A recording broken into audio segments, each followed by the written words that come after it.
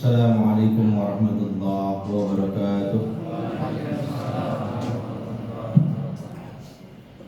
Alhamdulillah.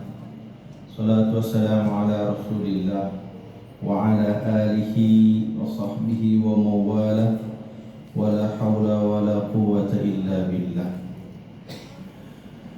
Alhamdulillah, Allah sampaikan kita ke malam 27,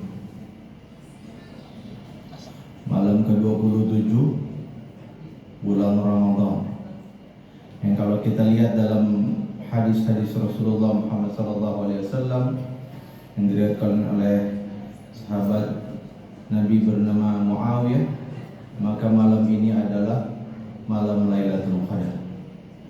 Tapi menurut penjelasan para ulama ahli hadis, itu bukan bermakna kepastian, tapi sangat diharapkan adanya Lailatul Qadar di malam ke-27. Mudah-mudahan Allah Subhanahu wa taala menggolongkan kita termasuk orang yang dapat menghidupkan malam Lailatul Qadar, yang sehingga semua amal ibadah kita dilipat gandakan oleh Allah Subhanahu wa taala sehingga lebih baik daripada 1000 bulan. Amin ya rabbal alamin. Hadirin jamaah Masjid Jami' Darul Arqam, mohon maaf ini baru pertama kali. Ini gantiin teman saya ini, Kiai Haji Dimyati Fanani. Beliau berhalangan dan saya diminta untuk menggantikan beliau. Saya tinggal di daerah Bekasi, dekat dari sini berapa ya? 40 menit. Jadi saya habis buka puasa di rumah, selesai langsung ke sini. Saya diminta untuk menyampaikan materi, intinya tentang doa. Doa itu adalah hal yang paling dekat dengan Ramadan setelah puasa dan Qiyamul Lail. Puasa jelas diwajibkan, Qiyamul Lail jelas disunahkan oleh Rasulullah, dikerjakan oleh para sahabat. Tapi ada satu ibadah lagi yang dekat kaitannya dengan Ramadan. Apa itu? Yaitu doa. Dari mana kita tahu? Dari Al-Quran. Ketika Allah Subhanahu wa taala bicara tentang Ramadan, maka rangkaian ayatnya dimulai dari ayat 183 sampai ayat 187. Tapi tiba-tiba di tengah-tengah muncul satu ayat yang bicara tentang doa. Al-Baqarah ayat 186. A'udzu billahi minasy syaithanir rajim. Bismillahirrahmanirrahim. Wa idza sa'alaka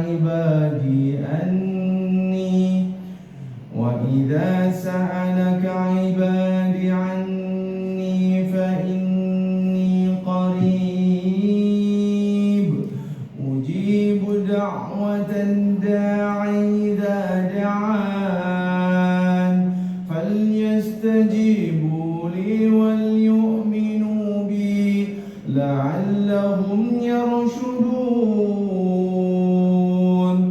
Dan jika hamba-hambaku ibad, dan jika hamba-hambaku bertanya kepadamu, wahai Rasulullah, anni, tentang aku, fa inni qarib, maka sesungguhnya aku itu dekat.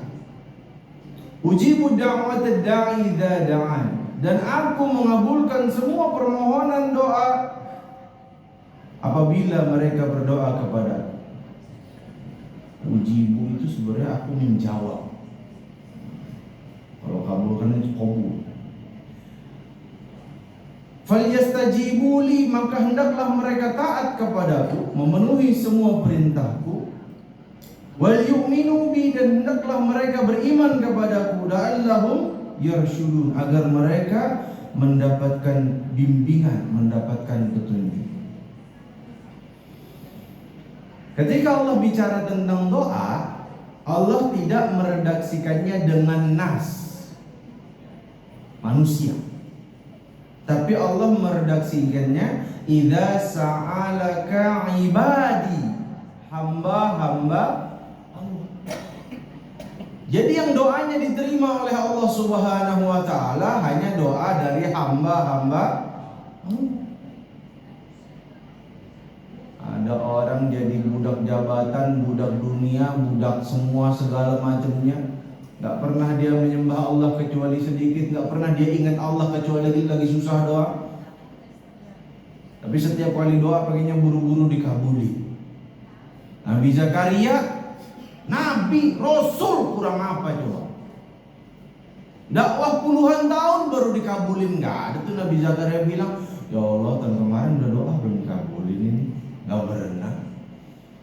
Dan Rasulullah Muhammad SAW mewanti-wanti kita semuanya bahwa doa itu pasti dijawab oleh Allah Subhanahu wa taala selama tidak terburu-buru. Tanya sama sahabat Nabi, apa itu doa terburu-buru wahai Rasulullah? Mereka berdoa lalu berkata, ya Allah, saya sudah berdoa tapi kok belum dikabulin. Satu ibadah yang Allah Subhanahu wa taala tak akan pernah membiarkan kita kecewa, maka ibadah itu adalah doa. Dalam sebuah hadis Rasul mengatakan yang artinya Allah itu malu membiarkan hambanya berdoa dengan menengadahkan kedua tangannya ke langit lalu membiarkannya kembali tanpa membawa apa-apa. Maksudnya Allah malu itu Allah tidak akan pernah membiarkan. Gak mungkin dibiarin sama Allah. Udah capek-capek hambanya berdoa, apalagi doanya sesuai sunnah. Apa doa sesuai sunnah itu? Pertama dimulai dengan menyebut asma'ul husna. Walillahil asma'ul husna fad'uhu biha. Dan milik Allah lah nama-nama Allah yang baik, maka berdoalah kepada Allah biha dengan asma'ul husna itu. Jadi kalau kita mau doa biasanya baca asmaul husna, barang satu, barang dua terserah. Apalagi semuanya mantap. Ya Rahman, Ya Rahim, Irhamna. Mulai dari situ. Yang kedua, di antara cara ini tawasul ini. Jadi tawasul dengan asmaul husna. Yang kedua namanya tawasul dengan amal soleh. Sebagaimana kisah 3 orang yang terkurung dalam gua. Mereka lagi mau berteduh, mau istirahat, tiba-tiba pas lagi dalam gua ketutup sama batu yang gede. Salah satu dari mereka berkata, katakanlah, sebutlah amal soleh yang membuat Allah ridho kepada kita, lalu berdoalah dengan. Yang satu berdoa dengan amal solehnya memberikan hak dari karyawan. Ya, ada karyawan nggak ngambil gaji, gajinya dibeliin kambing. Kambingnya beranak sampai 1 lembah isinya kambing semua.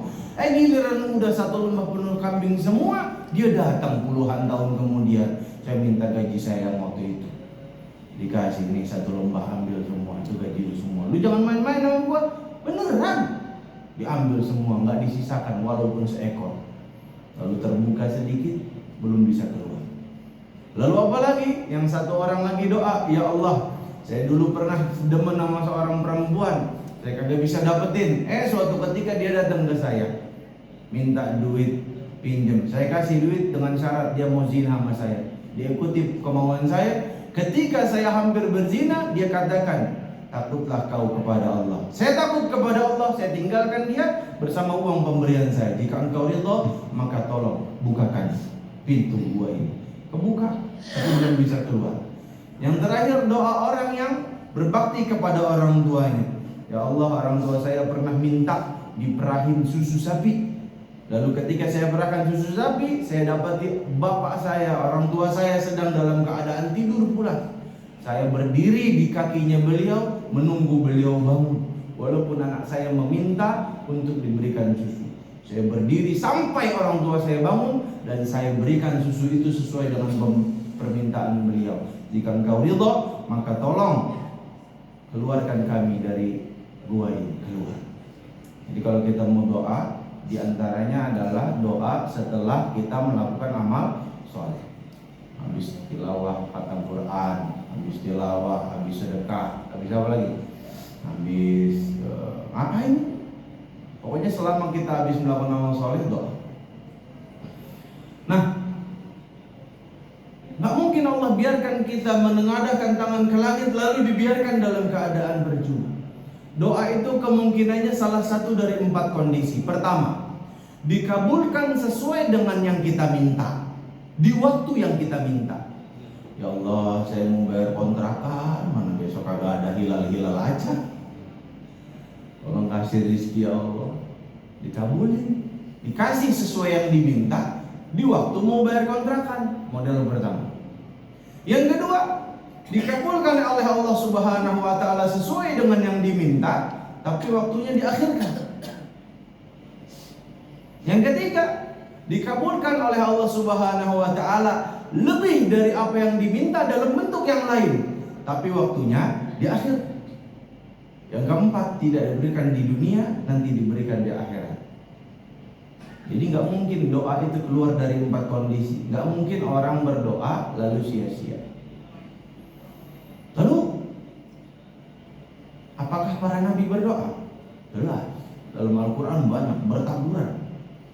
Puluhan bahkan mungkin ratusan ayat menjelaskan tentang nabi berdoa. Kita ambil 3 contoh aja. Pertama Nabi Musa, kedua Nabi Muhammad, ketiga juga Nabi Muhammad. Nabi Musa doa, pasti tahu doanya. Doa orang mau belajar. Rabbis rahli sadri wa yassir li amri wahlul 'uqdatam min lisani yafqahu qawli. Saya mau tanya, doa itu diucapin Nabi Musa setelah apa? Ada yang tahu? Setelah Allah Subhanahu wa taala memerintahkan Nabi Musa untuk dakwahin Fir'aun.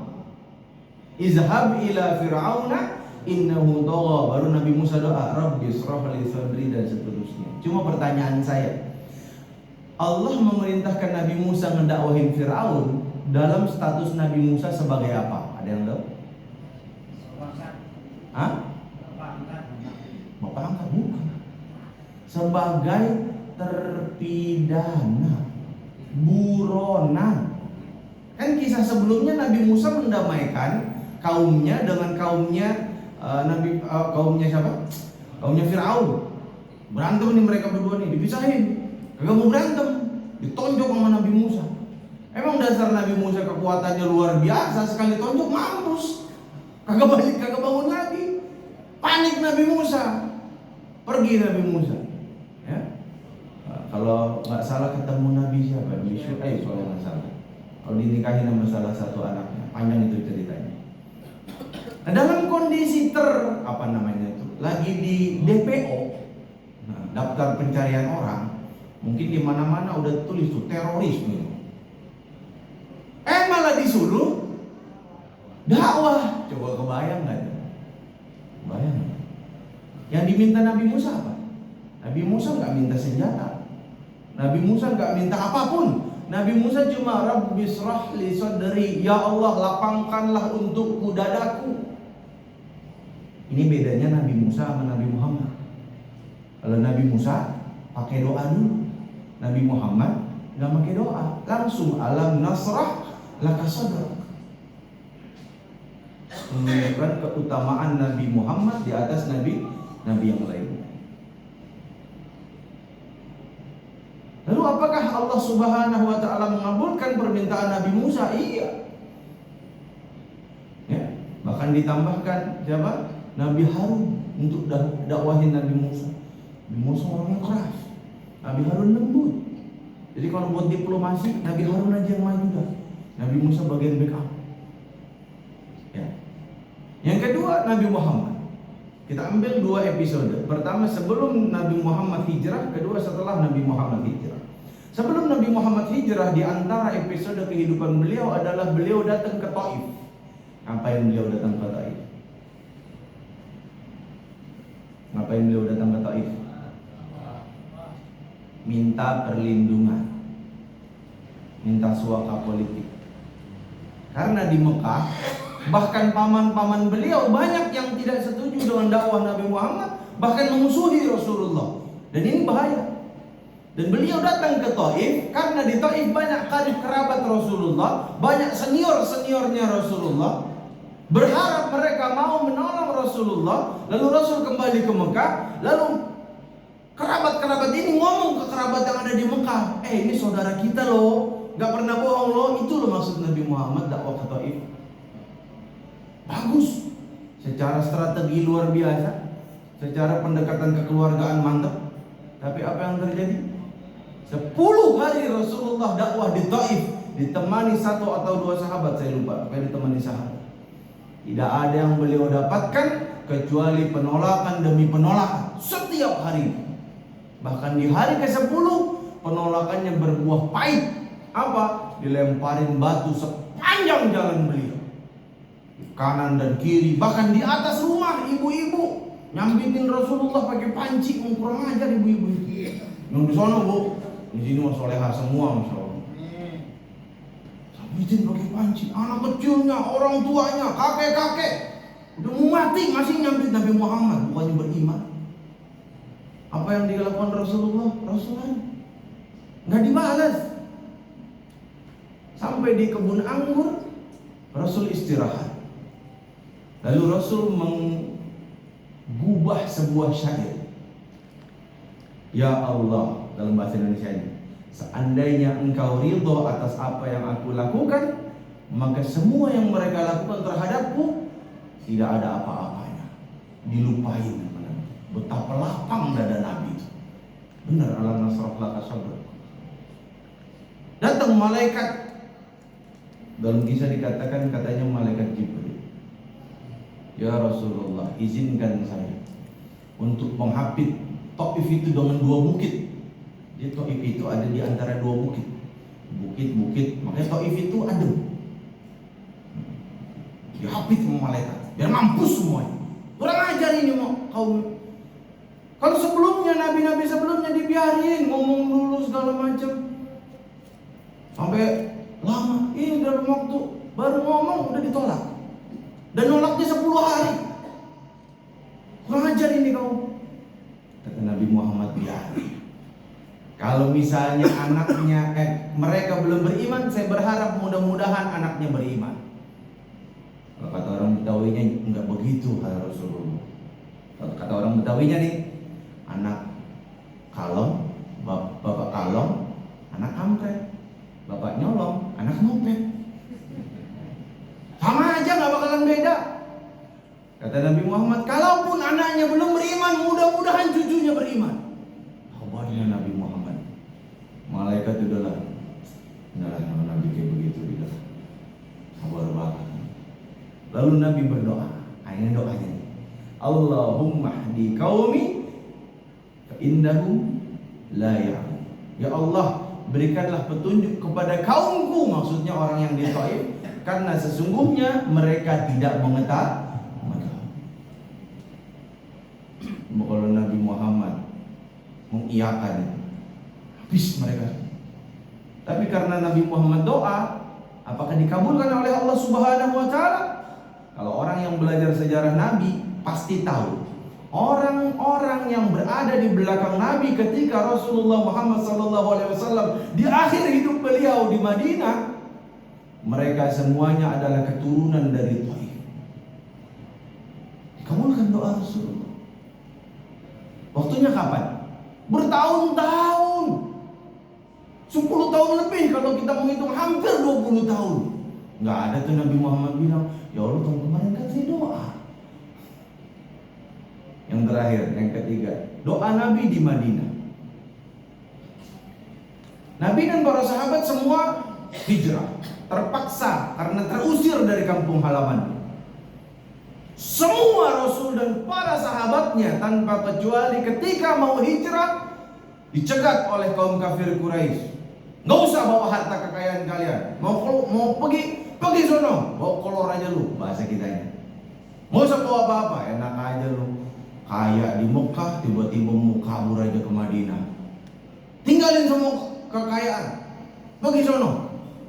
Semua kaum muslimin yang hijrah ke Madinah, hijrah dalam keadaan miskin. Tiba-tiba Kaum kafir Quraisy mau menggunakan kekayaan kaum muslimin itu untuk dijual, dilipat gandakan untuk memerangi kaum muslimin. Wah, ini nggak bisa dibiarin, kata Nabi. Kalau mereka cuma merampok kita, oke lah. Tapi kalau udah berencana membantai, mau menghabisi kita semua, maka kita harus melawan. Dicegatlah kafilah dagang Abu Sufyan. Saat itu masih kafir, belum beriman. Ntar berimannya Fatu Mekah. Lalu akhirnya apa? Akhirnya kirim utusan ke Mekah. Kita dirampok. Kurang ajar ngomongnya, kita dirampok. Lu yang rampok, enak aja. Itu harta yang dibawa mereka itu semuanya harta kaum muslimin. Itu bukan ngerampok, itu ngambil harta sendiri. Bukan ngerampok dari mana? Itu udah rampok katanya. Langsung mereka siapkan 1000 tentara dengan senjata lengkap. Sementara kaum muslimin yang ada di Badar cuma bersenjatakan pedang. Sebagaimana orang Arab biasanya bawa pedang kemana-mana, nggak ada persiapan apa-apa. Bayangin 313 orang yang kuda cuma ada 1 atau 2 menghadapi 1000 pasukan dengan senjata lengkap. Kalau mau balik lagi udah nggak ada waktu. Yaudahlah, hadapi. Rasul doa di Badar itu. Apa doa Rasulullah? Yang artinya begini: ya Allah, seandainya engkau tidak menolong tentara ini, maka tidak akan ada lagi yang menyembahmu setelah ini. Insya Allah. Ini doanya setengah ngancem ini. Ya, tapi secara ikhtiar manusia emang benar. Ya kan yang beriman cuma segitu doang. Kalau dibantai ini, langsung mereka ke Madinah, dibantai semua, anak-anak, perempuan, orang tua, semuanya dibantai. Habis, nggak ada lagi yang baru. Apa yang terjadi? Allah turunkan malaikat dalam jumlah yang banyak, yang mereka semuanya mempunyai tanda. Semua antek-antek iblis setan yang berada di belakang kaum kafir Quraisy tunggang langgang ketika melihat malaikat itu. Akhirnya mereka semua dikalahkan oleh kaum muslimin. Apa yang terjadi? Mereka balas dendam di perang Uhud. Balas dendam dengan sebuah peperangan yang sangat menyakitkan kaum muslimin. Yang saking sakitnya Allah sampai redaksikan perang itu dalam surah Ali Imran. Ayatnya saya lupa. Cuma begini bunyinya.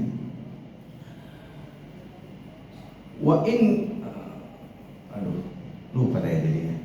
Jika kalian mendapatkan luka, faqad masal qauma qarhum mislu, maka sesungguhnya mereka juga mendapatkan luka seperti kalian mendapatkan luka. Luka apa yang didapati oleh Nabi Muhammad kita itu? Di perang Uhud, Hamzah bin Abdul Muthalib, paman kesayangan Nabi Muhammad, ditombak sama Wahsy sebelum masuk Islam. Oleh permintaan Hindu sebelum masuk Islam juga. Ribet nih urusan. Yang kedua, jumlah kaum muslimin sebelum dikhianati oleh kaum munafik itu jumlahnya 1000 berangkat. Kaum kafir Quraisy siapin lebih dari 3000 orang. 1000 lawan 3000 aja udah mirip-mirip perang Badar ini, sepertiga.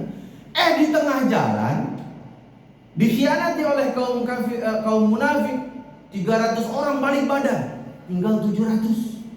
Lebih parah dari perang Badar ini. Apa yang terjadi setelahnya? Rasul tetap lanjutin. Taruh pasukan pemanah di Bukit Uhud. Rasul berperang. Tawakaltu ala Allah. Tawakal aja kepada Allah. Di hantaman pertama mundur mereka. Bayangin, 650 orang bisa menghantam mundur 3000 orang. Gimana hebatnya Rasul dan para sahabat itu. Tapi apa yang terjadi? Khalid bin Walid yang saat itu belum masuk Islam, ribetnya, muter balik, nyerang pasukan yang ada di Bukit Uhud yang mereka sebagian turun. Akhirnya Bukit Uhud bisa diambil, sementara bagian orang yang tadinya udah kacar-kacir tunggang langgang balik. Akhirnya kaum muslimin terdesak, berada di himpitan orang kaum kafir Quraisy. Rasul sampai jatuh di lubang, pipi beliau tembus oleh panah. Gigi beliau 3 gerahmnya patah. Luka. Luka keempat, 75 dari 700 orang. Bayangin, 10% lebih sahabat Nabi yang ikut perang Uhud syahid fisabilillah. Luka kelima, Rasul dipukul mundur sampai ke Madinah. Tapi mereka nggak ngejar karena udah merasa menang. Dan tidak ada satupun sahabat dan Rasul yang kembali ke Madinah tanpa membawa luka.